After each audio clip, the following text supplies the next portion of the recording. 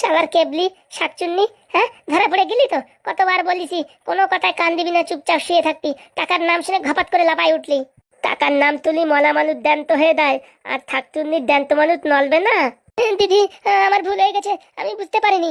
পোড়ামুখী মিনছে, তুমি কি করে বুঝবা? হ্যাঁ, তখন থেকে কান্তি কান্তি আমার চোখের প্রায় 4.5 লিটার জল ফুরিয়ে গেছে। হ্যাঁ, আর এখন ঘপ করে টাকার নাম শুনে লাফাই উঠিছে। হ্যাঁ, তুমি জানো না পাদু কি সেরা মাল? সত্যি বলছি, টাকার কথা শুনে আমার ব্রেন শর্ট হয়ে গেছিল। তুই শালা কোনোদিন বেরোতে পারবি না, তোর জন্য আমরা কোনোদিন বেরোতে পারবো না। পাগলা খেপি, কখন থেকে বলছি যে নাটকের একটা মোটামুটি অ্যাক্টিং এর একটা প্র্যাকটিস করা দরকার। তুই ঘপ করে শুয়ে পড়লি আর ঘপ করে উঠে পড়লি। যাই তাড়াতাড়ি দারোগা বাবুকে ডেকে নিয়ে আসি। যাই, আমিও যাই পটাপট করে ডেকে নিয়ে আসি। আমার সাথে ফাজলামি করো? হ্যাঁ, আমার নাম পাদু, পেদে দেবো দেখানে তেকানে। হারাম জাদি পোড়ামুখী মিনছে, হ্যাঁ আমার নামে অপবাদ, আমি কিডনিতে লাথি মেরেছি, এইসব কথা বলেছিস? দাঁড়া তোদের আজকে, হ্যাঁ আমি তক্তা খুলবো। এই কেমন যেন আমার মাথা ঘুরাচ্ছে, আমি মনে হয় বোধহয় আর বাঁচবো না। সব নাটক, এদের আত্মা করে ধুলাই দেওয়ার দরকার। বলতে কি ম্যাডাম, এদের আত্মা করে ধুলাই দিন, আমি বাইরে যাচ্ছি। সত্যি পাদু, তুমি আজকে বাঁচালে, নয়তো শুধু শুধু আমার উপর বদনাম হয়ে যেত যে আমি ওদের মেরেছি, তার জন্য এরকম হয়েছে। পাদু তোমার অসংখ্য ধন্যবাদ। ধন্যবাদ আমার বলে কোনো লাভ নেই, এদের ঘপা ঘপ কথা বসকিন সেটে দিন, তার বলে ধন্যবাদ বলবেন। দাঁড়াও, স্যার আসুক, স্যারের রায় নিয়ে এদের এমন কেলান খেলাবো না আজকে, সত্যি এদের পিন্ডি চটকে দেবো। ঠিক আছে ম্যাডাম, আছি তাহলে আমি। আরে বাবা, দাঁড়িয়ে দেখছো কি? গুদুম গাদাম করে মারো। হ্যাঁ, আমাদের সাথে অভিনয় করা, ফালতু ফালতু আমাদের ফাঁসানো, এত বড় অভিনয়? হ্যাঁ, মারো মারো, ওদের একদম গুদুম গাদাম করে মারো। নির্ঘাত মেয়ে ছেলের উপর হাত তোলার বানন, না হলে আজকে আমি এদেরই দিতাম শাল্টিং। আজকে এমন মারো যেন সারা জীবন মনে রাখে। বাবা, মরে গেলাম, ছেড়ে দাও। আমি কিছু জানি না। আরে বাবা, আমি বয়স্ক মানুষ, আমারে কেন মারছো?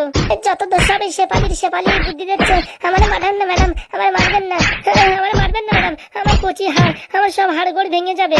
আরাম জাতি, হ্যাঁ আমারে ফাঁসানো, তোদের একদিন কি আমাদের একদিন, এমন কেমন খেলাবো না, তোদের একটা পিন্ডি চটকে ছাড়বো। উরি বাবা, আমার নীলদার হাড় ছুটে গেল রে। আগের বাচ্চা হাডু, তোর জন্য শুধু শুধু মার খাতি হলো। ফুটোর বাচ্চা ফুটো, তোর জন্য আজকে আমাদের এই দশা। ওদের জন্য না, এই শালা পাদুর জন্য এই দশা। উরি উরি, মরে গেলাম রে। আসলামো, দেখ কেমন লাগে। ছেড়ে দাও, কেন্দে বাঁচি। একদম আচ্ছা করে ধোলাই দাও, একদম অপদার্থ গুলো আমাদের পুলিশ মানুষদের ভয় পাইয়ে দিয়েছে, এত অভিনয় করে।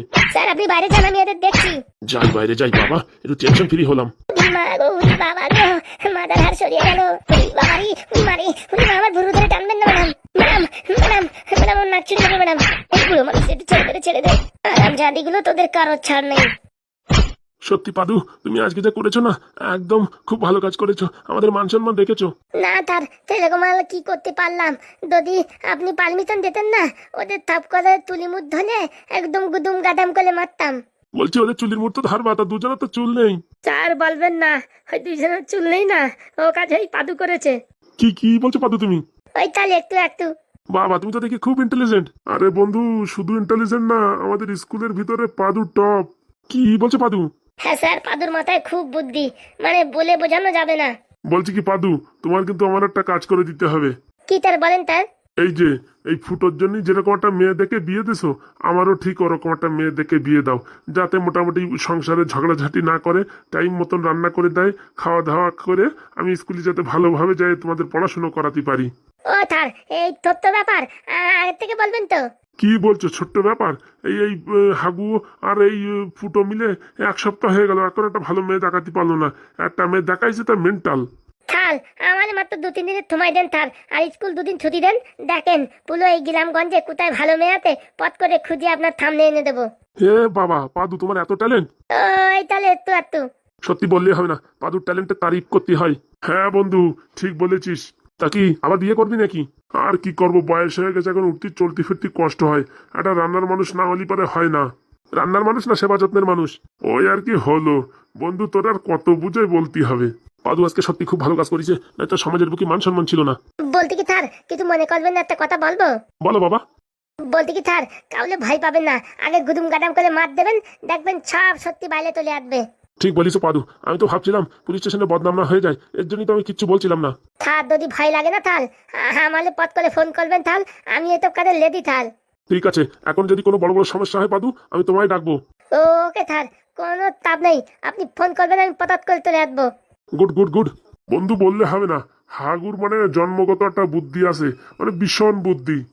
হ্যাঁ স্যার, সত্যি স্যার, ওর খুব বুদ্ধি। তার বুদ্ধি না হলে এত কম বয়সে টাকের দুশ্মন তেল তৈরি করে ফেলিছে স্যার। তাকে দুশ্মন মানে? ওই যাদের মাথায় তুল আছে তাদের তুল একদম আমি উঠাই দিতে পারি, আর যাদের মাথায় তুল নেই তাদের মাথায় আমি তুল এনে দিতে পারি। আরে তো এতদিন ধরে করিস কি? দেখো না আমার মাথায় চুল নেই। বলতে কি স্যার, আপনার মাথায় এখন যদি তুল এতে দেয় সবাই বলবে কি ডুপ্লিকেট তুল লাগাইতে, ডুপ্লিকেট। আপনাদের সবাই পিছনে পিছনে খেপাবে। ওর থেকে স্যার আপনার যেমন আছে তেমনই ভালো আছে। হ্যাঁ, আপনার বয়স অনুযায়ী এই অবস্থা খুব ভালো আছে।